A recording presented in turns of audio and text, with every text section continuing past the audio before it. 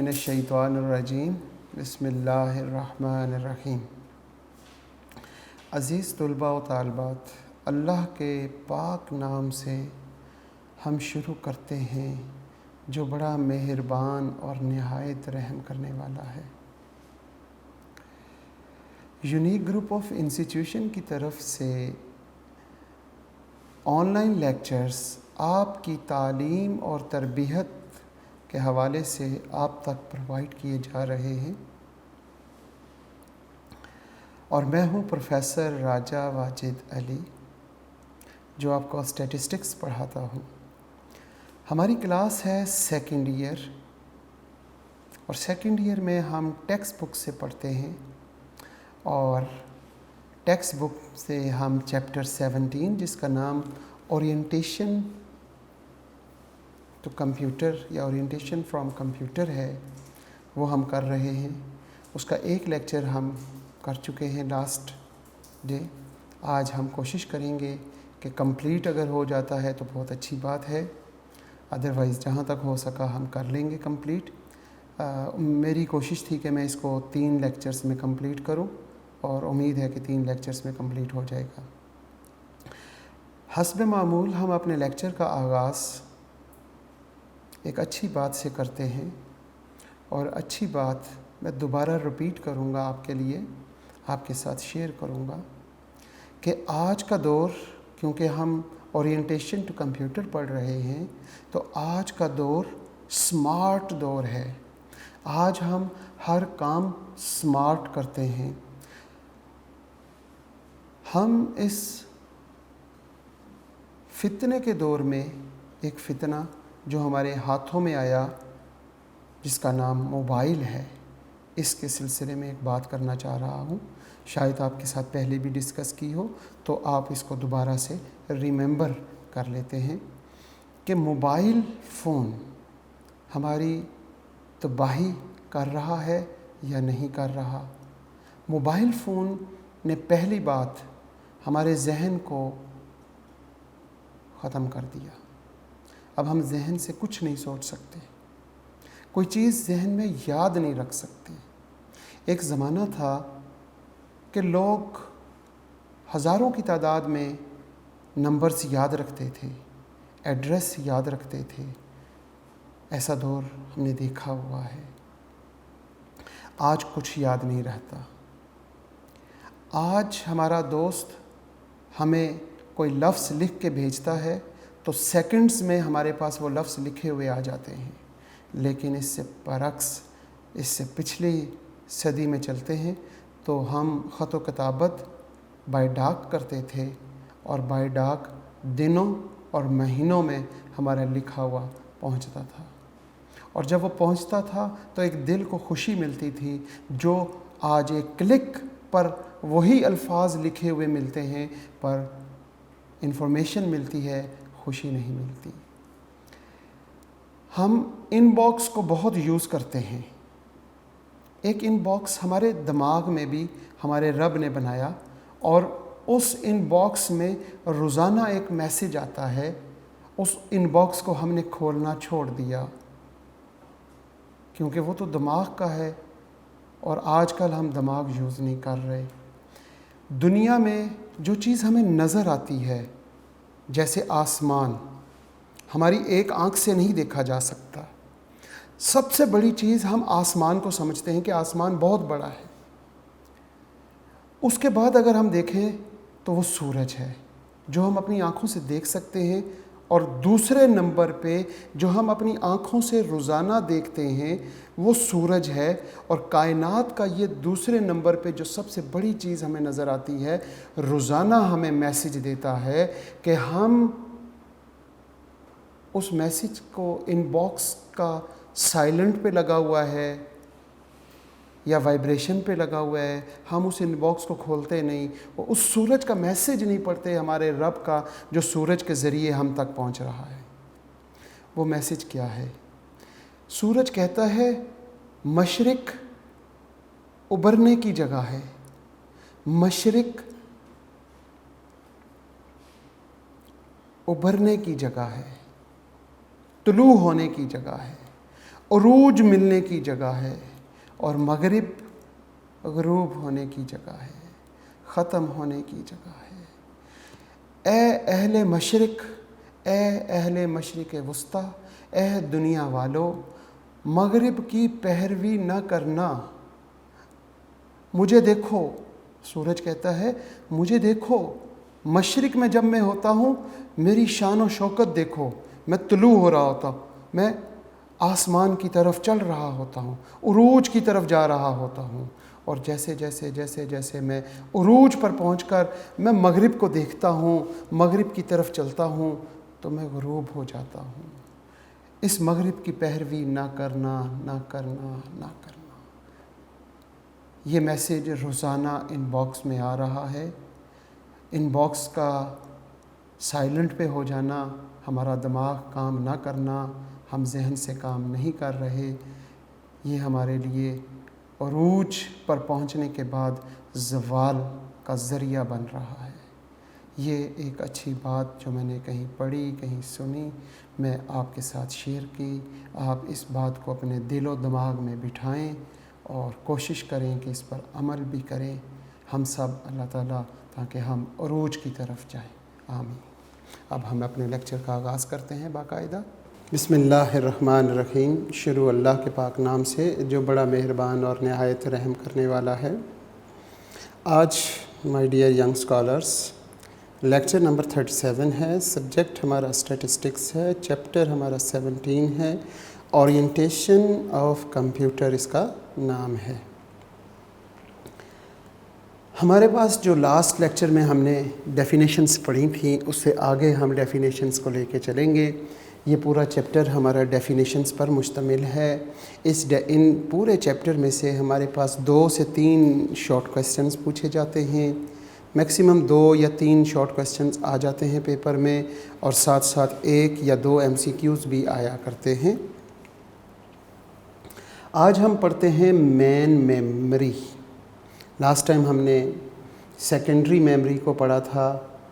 अब हम देखते हैं the main memory also called RAM, इसे हम रैम कहते हैं, जिसका एब्रीवेशन रैंडम एक्सेस मेमोरी है।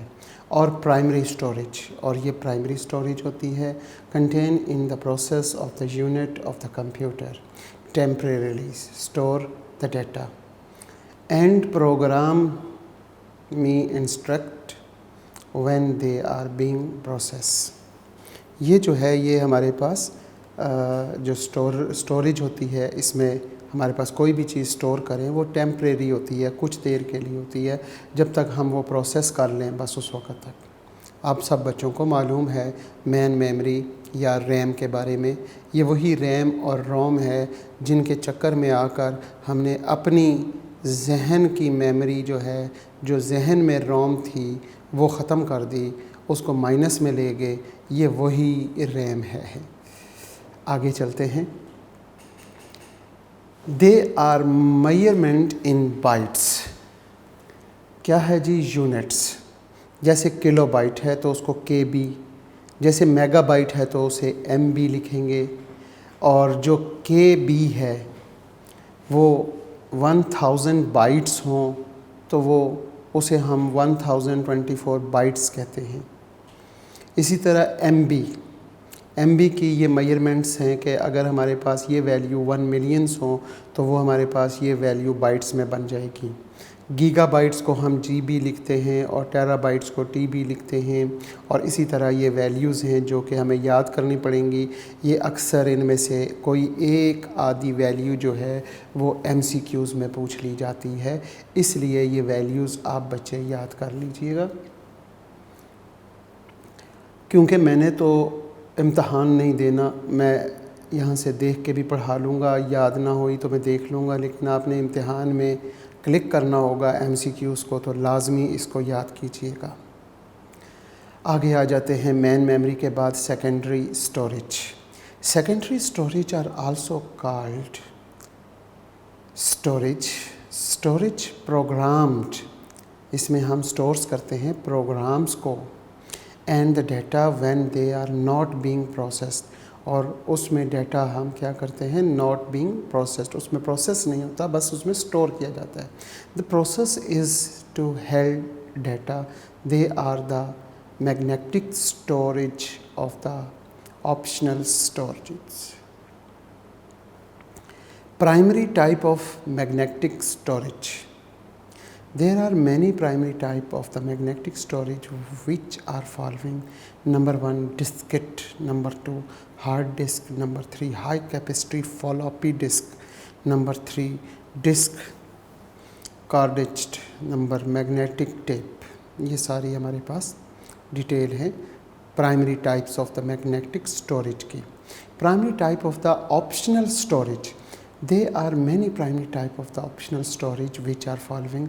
Number 1, CD-ROM, read only memory. DVD-ROM, read only memory. CD-ROM और DVD-ROM, इसी तरह CD recordable, CD-R, CD writable, CD या VDW, फोटो CD, ये सारी हमारे पास primary type of the optional storage मौजूद हैं जो कि हम सब जानते हैं। इनपुट डिवाइस क्या होता है? Input device consist of the hardware and translate data into the form of the computer can process the people of the readable form. Many by word like the ones in these sentence, but the computer readable from the consist of 0 and 1 or on and off electrical signal. हम किसी sentence को पढ़ते हैं जो वहाँ पे लिखा होता है, लेकिन कंप्यूटर ने क्योंकि उसको ट्रांसलेट किया होता है 0 और 1 में, या फिर ऑन या ऑफ जो इलेक्ट्रिकल सिग्नल्स होते हैं उसमें वो डाटा को ट्रांसलेट कर लेता है। The data which we have to give to the computer can perform by input device like keyboard, mouse. ये कीबोर्ड, माउस, इनसे हम क्या करते हैं, कंप्यूटर को इंस्ट्रक्शंस परफॉर्म्स जो होती हैं वो इनपुट करते हैं। The data which have to give, हम डाटा कंप्यूटर को कैसे देते हैं, to the computer can perform, ताकि कंप्यूटर परफॉर्म कर सके, बाय द इनपुट डिवाइस। कैसी इनपुट डिवाइस? जैसे कि keyboard, mouse. Input hardware device और categorised as 3 types. Number 1 keyboard होता है, उसके बाद पॉइंटिंग डिवाइस होता है, number 3 source data entry device. Keyboard क्या है?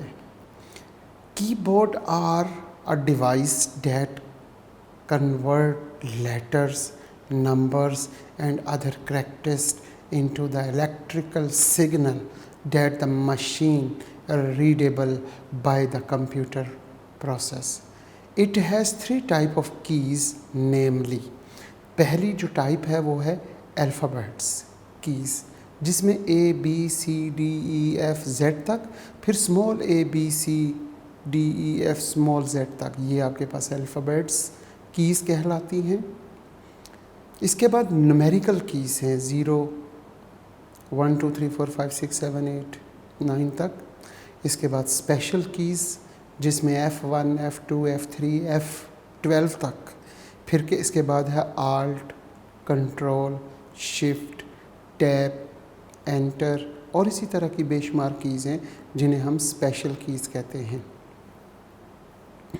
इसके बाद हम देखते हैं pointing device. Pointing device control the position of the cursor और the pointing on the screen. Pointing device include mouse और लाइट पेन। माउस आप सब बच्चे जानते हैं, जो आपके पास कंप्यूटर के साथ अटैच होता है और वो किसी भी जगह पर हमने पॉइंट आउट करना है तो वो हम पॉइंट आउट कर लेते हैं। तो mouse is the example of the pointing device. इसके साथ साथ एक लाइट पेन कहलाता है जो मेरे हाथ में है। अगर मेरे हाथ में वो लाइट पेन है, मैं उसके साथ एक पॉइंट जैसे माउस को डिस्कस करता हूँ तो ये आपको नज़र आ रहा होगा कि माउस पे एक रेड कलर की लाइन चल रही है, रेड कलर का पॉइंट है। इस पेन को लाइट पेन कहते हैं। इस तरह की चीज़ें जो हैं वो पॉइंटिंग डिवाइस कहलाती हैं। अभी हमने माउस पढ़ा, तो the mouse is the device that is rolled on a desktop and direct a pointer और द कंप्यूटर डिस्प्ले स्क्रीन। ये हमें जैसे ही कंप्यूटर डिस्प्ले देता है तो हमें ये पॉइंट नज़र आता है, direct a pointer. It has 2 और 3 बटन्स। इसमें या 2 या 3 बटन होते हैं। वायर, इसके साथ वायर भी होती है, और बाज़ माउस आजकल वायरलेस भी आ रहे हैं। On the button side of the mouse is ball. on the bottom size of the mouse is ball that translate the mouse movement into the digital signal। वो बॉल जो है वो ट्रांसलेट कर रहा होता है of the mouse movement, mouse की movement के साथ साथ डिजिटल सिग्नल के साथ। The following are the functions of the mouse। किसी पॉइंट को देखना हो, कहीं पे क्लिक करना हो, ड्रैग, ड्रॉप, राइट क्लिक, ये सारी चीज़ें हम माउस के साथ करते हैं। इसके साथ साथ आगे चलते हैं हम। पॉइंट, क्लिक और ड्रैग, ये जो अभी हमने यहाँ पर पढ़ा, point, click, drag, drop and right click, इन सब को हम डिटेल से देखते हैं कि ये क्या है। Point, move the pointer to the described spot on the screen such over the print, colour, word और objects. Click, press and quickly reflex the left mouse button twice a click as possible। Drag the pointer to another location, और उसको किसी दूसरी location में लेके जाना चाहते हो। इसी तरह drop, release the mouse button after dragging, फिर हम उसको कुछ देर के लिए रिलीज कर लेते हैं। राइट क्लिक क्या होता है? To make a selection using the button on the right click side of the mouse usually bring up a pop-up menu। Trackball, the trackball is also the word like mouse, but it is moving ball is on the top। We can mouse it by our hand or fingers। Trackball may appear on the keyboard center below the space bar। ये जो track ball होता है, ये keyboard के ऊपर एक छोटा सा बॉल होता है, वो माउस का ही काम करता है, और ये बॉल अमूमन कीबोर्ड के सेंटर में बिलो द स्पेस बार के साथ होता है। Joystick, it is a device with a vertical handle like grace hip lower mount on base with 1 or 2 button। ये ऐसे जॉयस्टिक, ऐसी स्टिक को कहते हैं जिससे बच्चे गेम्स वगैरह खेलते हैं। उस पर एक वर्टिकल हैंडल 1 या 2 होते हैं, और उससे वो माउस की ही मूवमेंट्स को आगे पीछे करते हैं गेम्स में, जो स्पीड से करना पड़ता है। Touch pad, the touch pad is a small flat surface, slide your finger using the some moments as like mouse। ये अमूमन हमारे लैपटॉप में मौजूद होता है टच पैड। हम वहाँ पे क्या करते हैं, अपनी फिंगर को स्लाइड करते हैं जिससे वो मोमेंट ऑफ माउस नज़र आती है, या जहाँ पे भी हमने जाना है वहाँ पहुँच जाते हैं। ये सारी चीज़ें अब समझने में बहुत आसान हैं क्योंकि ये सारी चीज़ें हम ऑलरेडी प्रैक्टिकली हम कर रहे होते हैं। जैसे हम लैपटॉप यूज़ करते हैं तो लैपटॉप में स्पेस बार के नीचे एक ट्रैक बॉल बना होता है, उस बॉल से हम माउस का काम कर लेते हैं। इसी तरह लैपटॉप में टच पैड बना होता है, उससे हम माउस का काम कर रहे होते हैं। लाइट पेन हम ऑलरेडी डिस्कस कर चुके हैं। Light pen is the light sensitive style और pen like device converted to wire connected by a wire, और वायरलेस भी आजकल सिंपल आप USB के थ्रू आप इसको चला सकते हैं। ये सारी चीज़ें ऑलरेडी हमारे मौजूद में हैं।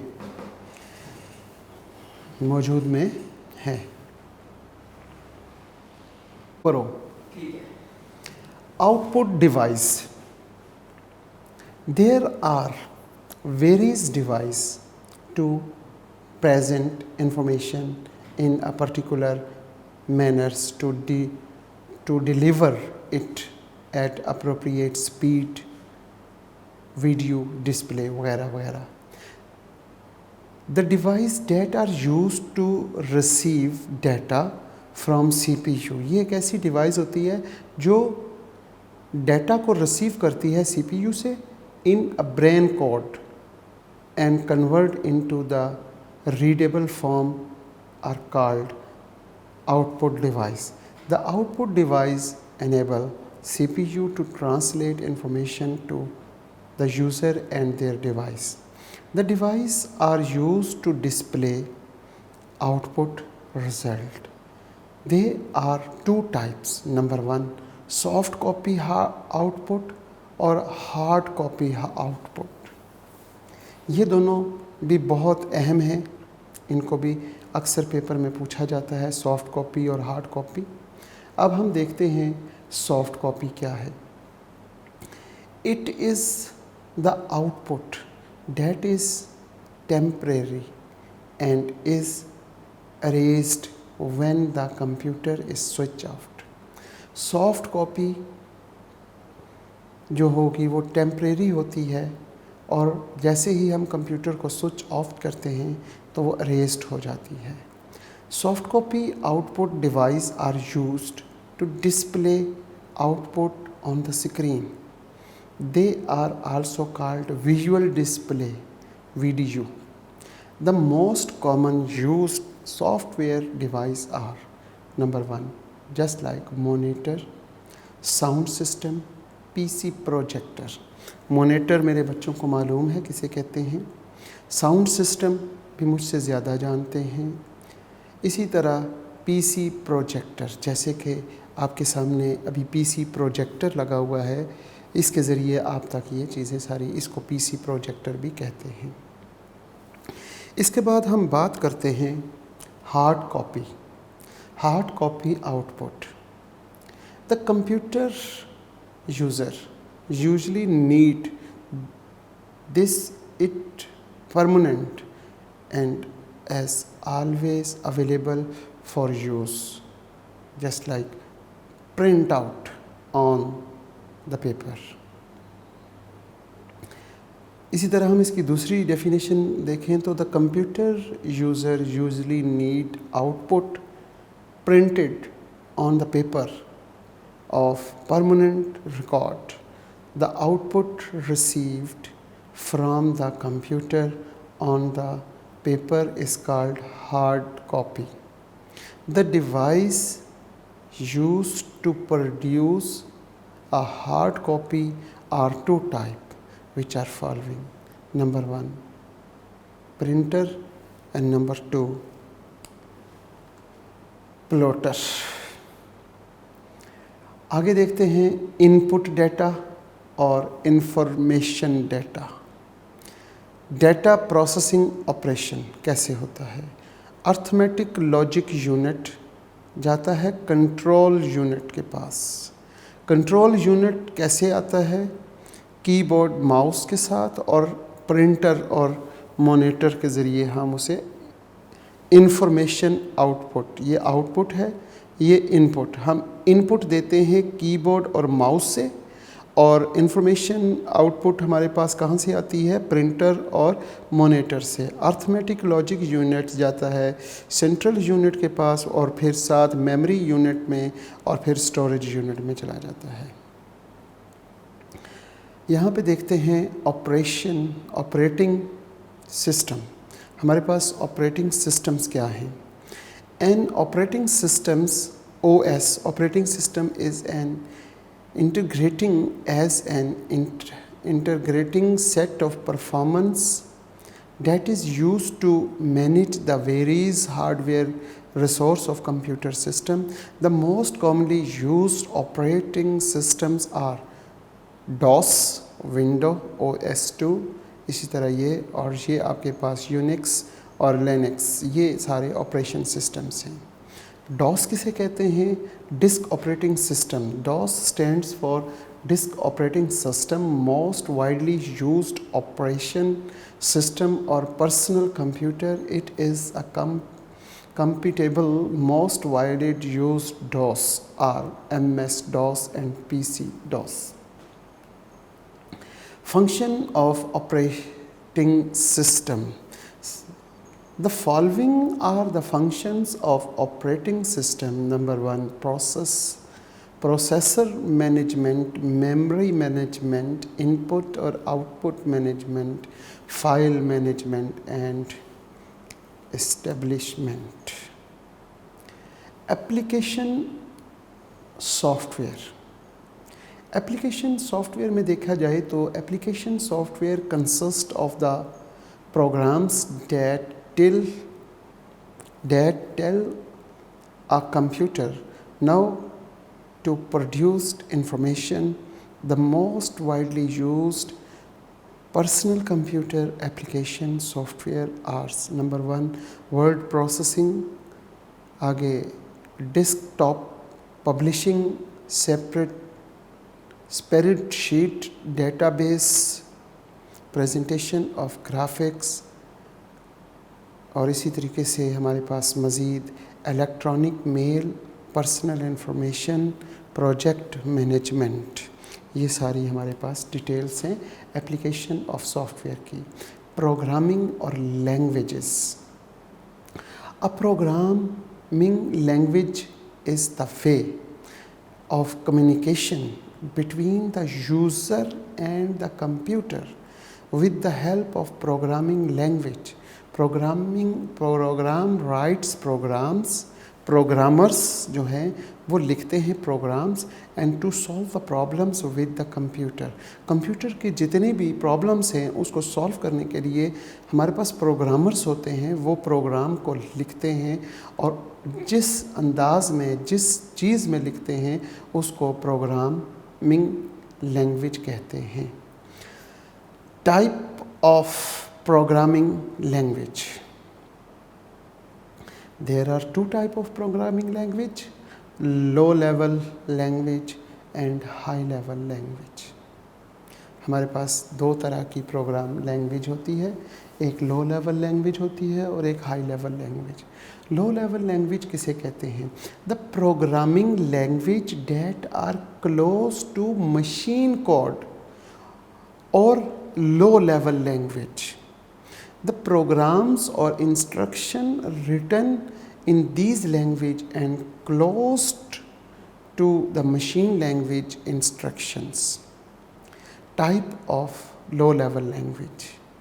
There are also two main types which are following. Number one, machine language, and number two, assembly language. Machine language क्या है जनाब? मशीन लैंग्वेज में हम बात करते हैं the instruction written in the form of the binary strings, जैसे 0 या 1 form, are called machine language. It is a fundamental language. The programs written in the language are executed directly by the computer. Assembly language किसे कहते हैं? It is a similar to machine language. In this language symbolic and code are used instructed of binary codes is called assembly language. The symbolic code are also called mnemonic. The program written in these language is translated to machine code with the help of the assembler. The language is also known as assembly language.